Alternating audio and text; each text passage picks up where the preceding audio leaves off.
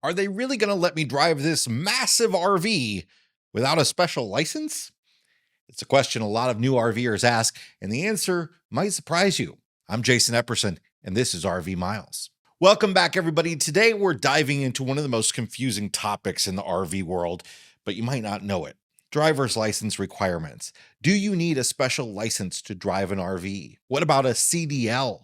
The rules vary by state, and some can be a bit tricky to navigate. So we're going to break it all down.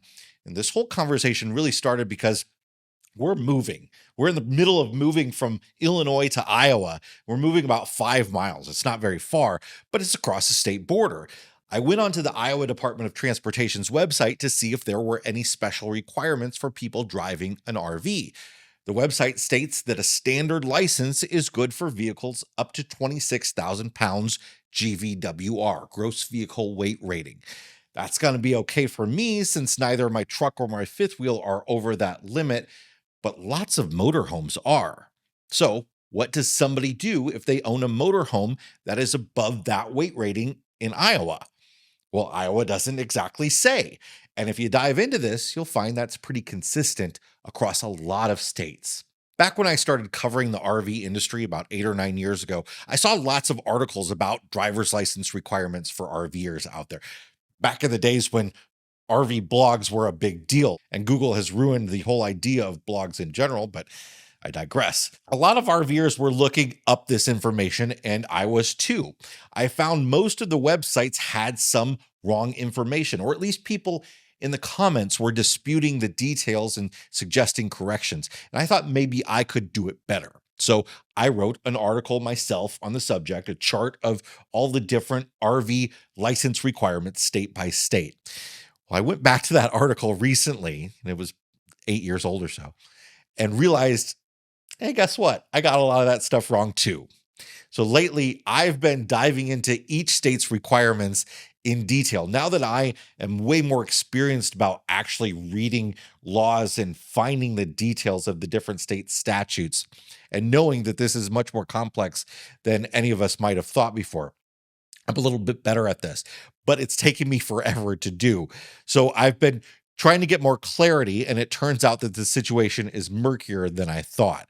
I wanted to dive into this a bit to give you an idea of what to know and what to look for in your state, because it's not as clear as simply visiting your DMV's website in a lot of cases. Your DMV might say that you can drive up to 26,000 pounds or tow up to 10,000 pounds and offer no other details. You might call someone at your DMV and they might be very confused with no idea what to tell you. They might say, well, you don't need a CDL, commercial driver's license, because that's just for commercial vehicles. But then what do you need? Does that mean that you're fine with a standard license, even though printed on the back of it, it says good up to 26,000 pounds? The truth is, we'd like our laws to be simple, but they're not. Laws are created by state legislators. They get stuff wrong, they aren't clear enough, and they only get fixed when those laws are tested in court or when legislators write new ones. So lots of times there's not a whole lot of clarity. But I want to dive into some specific examples in certain states to give you an idea of how this works.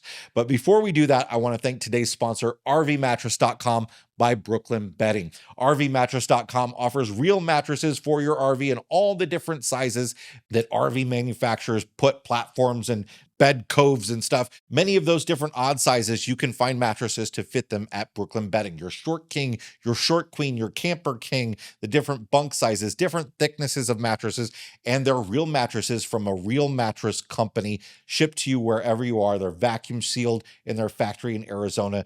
You unroll them, let them expand, and you're good to go.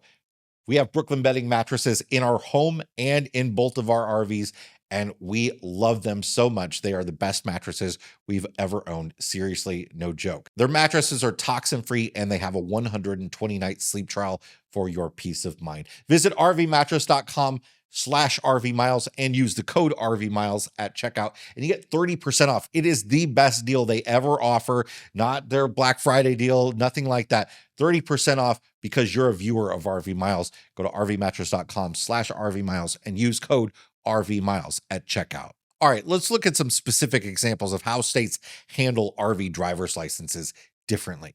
California. If you're driving a motorhome that's over 40 foot long, the biggest Class A motorhomes are going to be between 40 and 45 feet long. 45 feet is usually the max. If you are driving a motorhome over 40 foot long in California, you're going to need a special non-commercial Class B license. What's a non-commercial Class B license? Well, driver's licenses in different states have different classes, typically based on the vehicle's weight rating. Class A is usually the top license.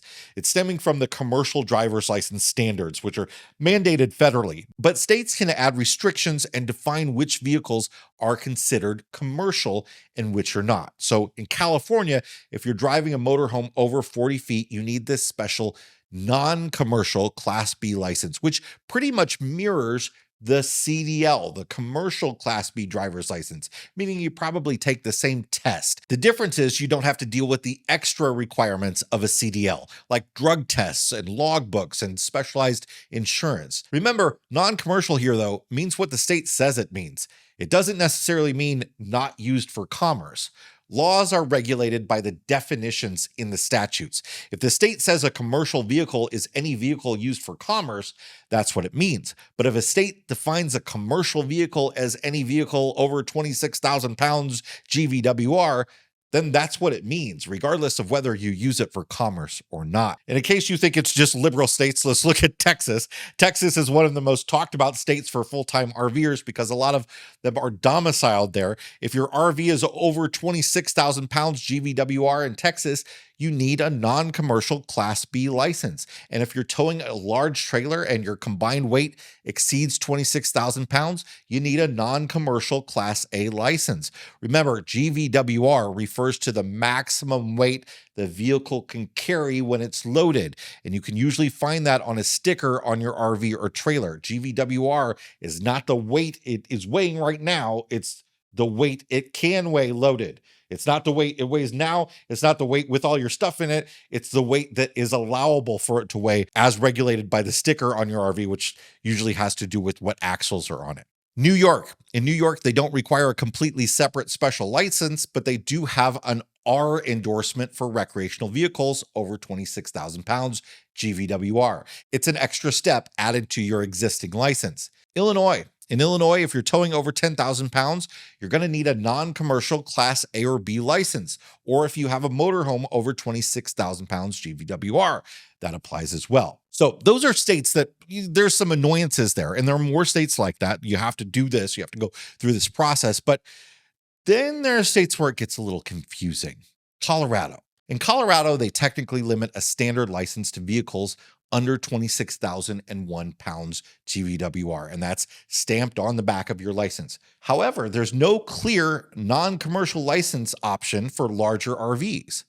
Colorado recreational vehicles are exempt from CDL requirements under the statute, but if you have a large motorhome, what are you supposed to do with it? You're not required to get a CDL, it says in the statute, but also your license says you're only good up to 26,001 pounds. It's not clear, and there's no specific ruling that I can find on it anywhere. And generally, it seems that most people just drive them, and Colorado seems to look the other way, but technically, you might be driving illegally. Let me know if you know something different, because I can't seem to find any definitive answer at all. There are many states like that where it's your license is good for up to 26,000 pounds. Maybe there's an exemption for RVers from commercial. Maybe there's not. Maybe it just doesn't say anything. There's just no information, and you kind of just got to go off what the state decides to enforce. Some states make it clear. Arizona statute lists a standard Class D license as valid for vehicles up to 26,000 pounds or towing up to 10,000 pounds. However, the law very specifically provides an exemption for vehicles, commonly called, quote, motorhomes, pickup trucks with campers, travel trailers, boat trailers, and horse trailers used exclusively to transport personal possessions or persons for non-commercial purposes. So it varies, folks. I'm working on fixing this article, and I'll link to some other reliable sources in the description, but take everything with a grain of salt. Only look at information linked to specific statutes or official state websites. And a word of caution, please, for the love of God, do not rely on the Google snippet or AI-generated summaries when you search. Do I need an XYZ driver's license in my state in Google? More than half the time, that information that they put there at the top of the page without you clicking on a link is wrong. Always verify by checking official sources. So how do you make sure you're legal in your state? Here's some key steps. Start with your state's DMV website. Most states are going to list driver's license requirements online. Be aware they might be wrong. They might lack details, especially for RVs. Then look up the actual state statutes. Visit sites like justia.com or your state's legislative website. You can search for driver's license or vehicle sections and check for exemptions related to recreational vehicles. Ask in RV forums or local groups. While I wouldn't rely on legal advice from Facebook groups, many RVers have dug deep into this process. They've talked to state troopers or even been pulled over and ticketed, and their experiences can be valuable. And finally, if you're traveling across state lines, which all RVers really do, don't worry, know that all states have reciprocity agreements. If you're legal in your state, you're generally legal in another state regarding your driver's license. This does not, however, extend to other vehicle regulations like tow chains or window tint laws, which can vary by state. If your RV is under 26,000 pounds GVWR, if you're towing under 10,000 pounds, a standard driver's license is probably going to be fine wherever you are. Some states require special non-commercial licenses or additional endorsements for larger vehicles, but in general, you don't need a CDL unless you're using your RV for business. Although this is a business, I have an RV, I travel, I make content about that RV. Am I commercial? I'm commercial. I guess. I don't know a single content creator that has a CDL for these purposes, but the laws can be clear as mud. Do your research and verify with official sources if you can, but there you have it. I wish the answer was clearer, but driver's license rules for RVs can be just a real mess.